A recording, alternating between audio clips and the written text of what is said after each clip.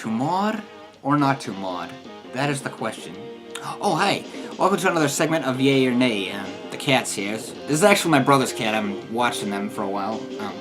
But anyway, for this segment, we're going to talk about modding the mini Nintendo consoles. You know, the NES Classic, the SNES Classic, and if they make one, which I'm sure they probably will, the N64 Classic.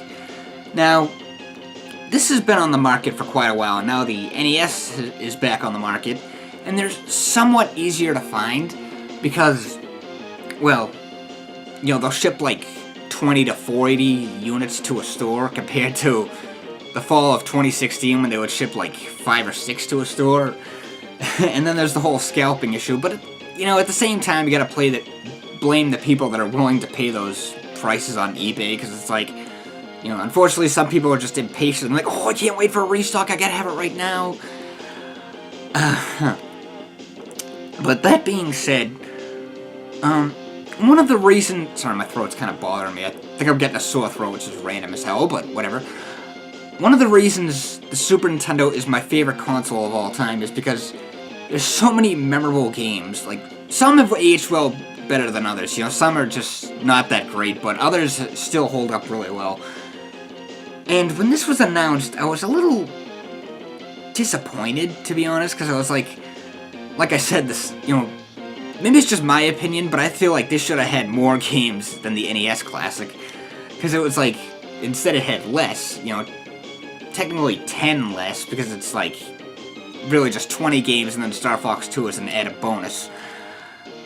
So I was like, kind of going back and forth, like, oh, maybe I'll get one, maybe I won't, I don't know. And I was like, oh, what the hell, and I did actually manage to get one on launch day, but I've beat that story to death.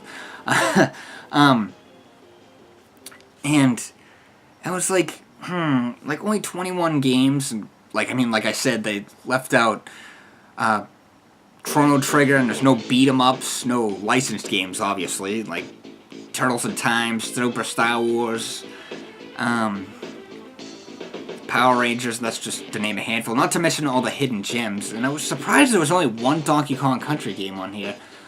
But I was like, you know what, you know damn well people are going to figure out how to hack it and add more games. Sure enough, they did right off the bat, pretty much. It's literally the same internal hardware as the NES Classic.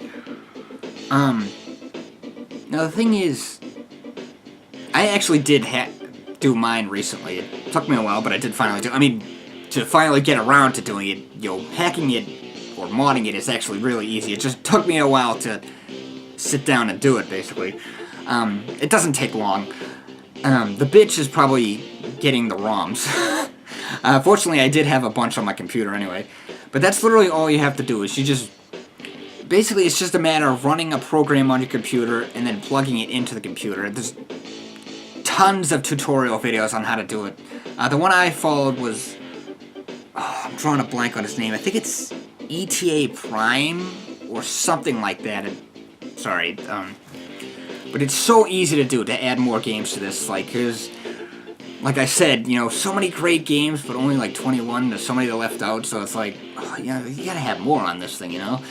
Especially, what's nice about these little things that it's like, is let's say my friend invited me over and said like, oh, can you bring your Super Nintendo so we can play some classic games? And it was like, well, I could bring my actual Super Nintendo, and then you got the cords and the controllers, and then all the games, the cartridges, which are, you know, probably about this size. Well, not really, but, you know, it's a lot to carry. Or I could just take this, and then, like, in the carrying case, which I don't have on me at the moment, but you get what I'm saying. So, that's one of the nice things about these mini plug-and-play consoles by Nintendo, you know, because, well, although they're official. So, yeah, I think modding them, or hacking them, whatever you want to call it, I think that is a really nice thing, you know, to add more games, since, like I said, there's so many more that could have been on the console. So, that's about it. I know this is a pretty short video. These segments tend to run pretty short anyway, so thanks for watching, everyone. If you haven't already, make sure you subscribe to this channel, hit that like button, and I'll see you next time.